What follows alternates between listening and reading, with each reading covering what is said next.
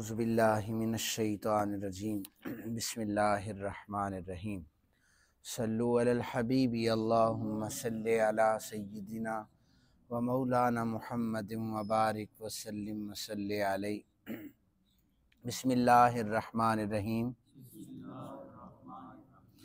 ان الذین یشترون بعہد اللہ و ایمانہم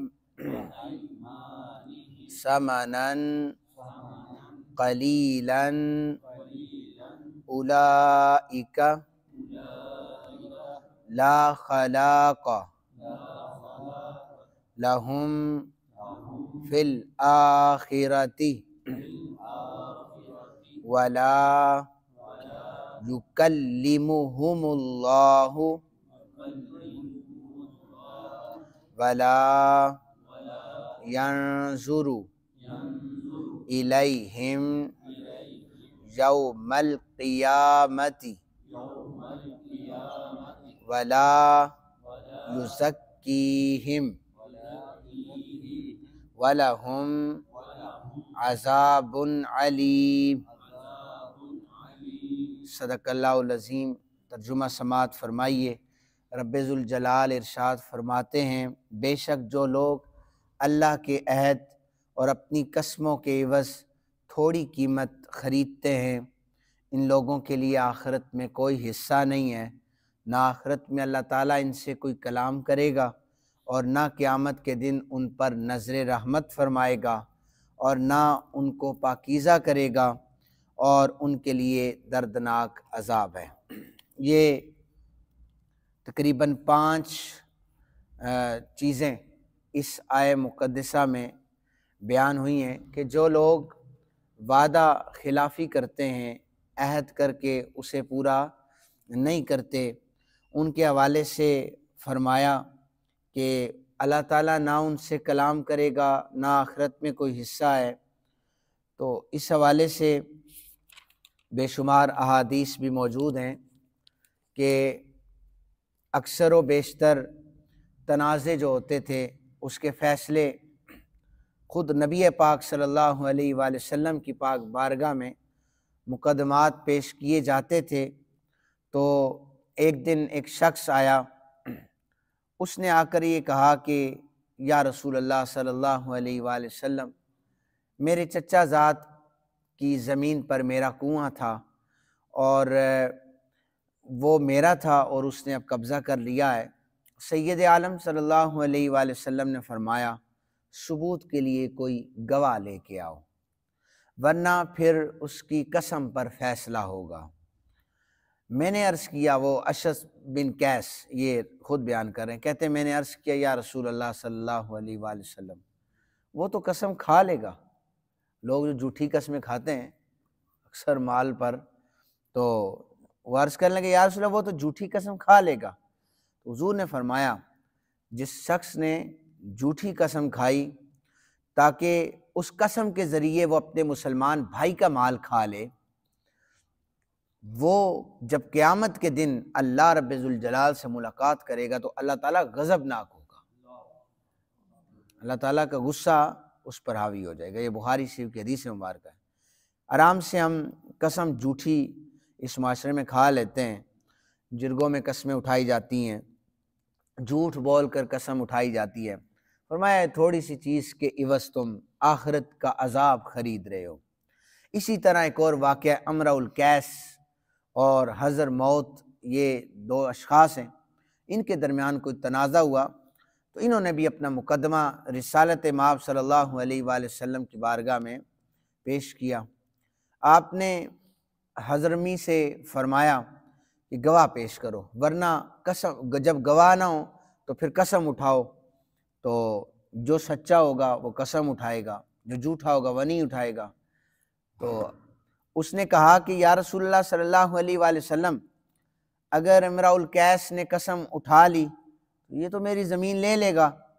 تو رسول پاک صلی اللہ علیہ وآلہ وسلم نے فرمایا، جس شخص نے اپنے بھائی کا مال کھانے کے لیے جھوٹی قسم کھائی وہ اللہ تعالیٰ سے جب ملاقات کرے گا تو اللہ تعالیٰ غضبناک ہوگا۔ اور پھر امرأ القیس نے یہ کہا، جو دوسرا شخص تھا، کہ یا رسول اللہ، جو شخص حق پر ہونے کے باوجود قسم نہ کھائے، اپنا حق چھوڑ دے کہ میں قسم نہیں کھاتا، اس کی جزا کیا ہے؟ آقا کریم صلی اللہ علیہ وآلہ وسلم نے فرمایا، جو شخص اپنے حق پر ہوتے ہوئے لڑائی جھگڑا نہ کرے، قسم نہ کھائے، اس کو ترک کر دے تو اللہ تعالیٰ اس کی جزا صرف جنت عطا فرما دیتا ہے۔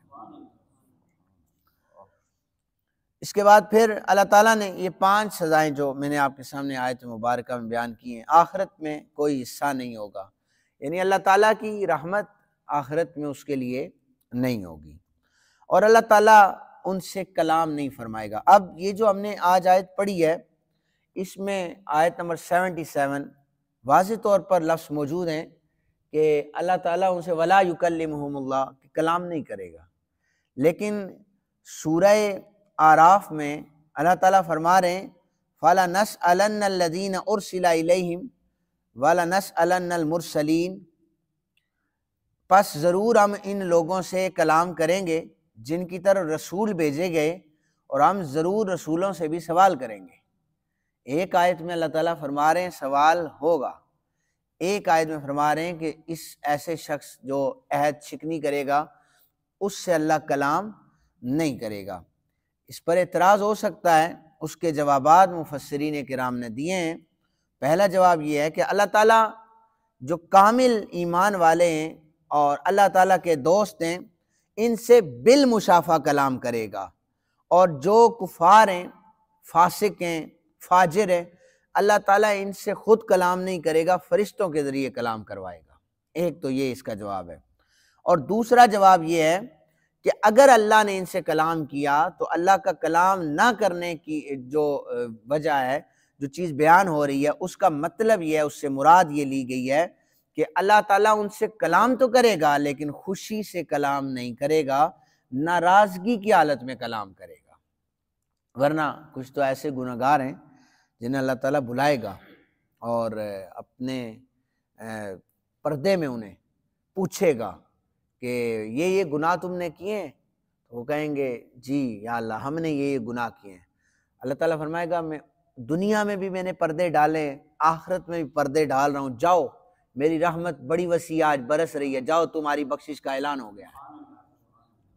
تو یہ جو اشخاص ہو گے عہد شکنی کریں گے، وعدہ خلافی کریں گے، ان سے اللہ تعالیٰ انہیں کوئی رحمت نہیں ان پر برسائے گا، انہیں خوش نہیں کیا جائے گا۔ فرمایا اللہ تعالیٰ تزکیہ نہیں فرمائے گا، اللہ تعالیٰ نظر رحمت نہیں فرمائے گا، اور اب تزکیہ سے مراد ہے پاکیزگی۔ تو اللہ تعالیٰ اپنے جو نیک اس کے بندے ہوں گے، فرشتوں کے واسطے سے بھی ان کی تعریف ہوگی، اور خود بھی رب ذوالجلال ان کی تعریف کرے گا۔ جن لوگوں کو پاکیزہ کرے گا اللہ، ان سے ان کی تعریف کرے گا، فرشتوں سے بھی کہے گا فرشتوں یہ میرے پاکیزہ لوگ ہیں، ان کی تعریف کرو۔ سورہ الرعد میں واضح طور پر موجود ہے والملائکۃ یدخلون علیہم من کل باب، فرشتے جنت کے ہر دروازے پر یہ کہتے ہوئے داخل ہوں گے سلام علیکم بما صبرتم فنعم عقبی الدار، تم پر سلامتی ہو کیونکہ تم نے صبر کیا، یہ کتنا اچھا کام ہے اور یہی آخرت کا گھر ہے۔ یہ فرشتے سلامی پیش کریں گے۔ خود اللہ رب ذوالجلال ایسے ایمان والوں کی تعریف کرے گا، سلام قولا من رب الرحیم، یاسین شریف میں موجود ہے کہ ان پر رحیم رب کا فرمایا ہوا سلام ہو جائے گا۔ اللہ جسے سلام پیش کرے، اللہ جسے سلام کرے، پھر اس کے تو وارے نیارے ہیں، جنت اس کا ٹھکانہ ہے۔ فرمایا کہ اللہ تعالیٰ قیامت کے دن ان پہ نظر رحمت بھی نہیں فرمائے گا عہد شکنی کرنے والے پر۔ اس کا یہ مطلب نہیں ہے کہ اللہ تعالیٰ نظر رحمت سے مراد ہے کہ دیکھے گا ہی نہیں، اللہ تعالیٰ سے کوئی چیز اوجھل نہیں ہے، کوئی چیز مخفی نہیں ہے، وہ اللہ تعالیٰ دیکھے گا لیکن پیار اور محبت اور رحمت سے نہیں دیکھے گا، انہیں غصے سے دیکھا جائے گا۔ تو سامعین محترم، جب بھی کوئی وعدہ کریں اسے پورا کریں، وقتی طور پر آپ کو اس جھوٹ سے بڑا وقتی فائدہ ہوگا، اور وہ فائدہ 2-4 دن کا ہوگا، وہ ختم ہو جائے گا، لیکن یاد رکھیں کہ آپ کی آخرت تباہ ہو جائے گی۔ اپنی آخرت کو سنوارنا چاہتے ہیں، قرآن حکیم کے احکامات پر عمل کرتے ہوئے اس کے مطابق زندگی گزاریں۔ اللہ تعالیٰ ہم سب کو عمل کرنے کی توفیق عطا فرمائے۔ وما علینا الا البلاغ۔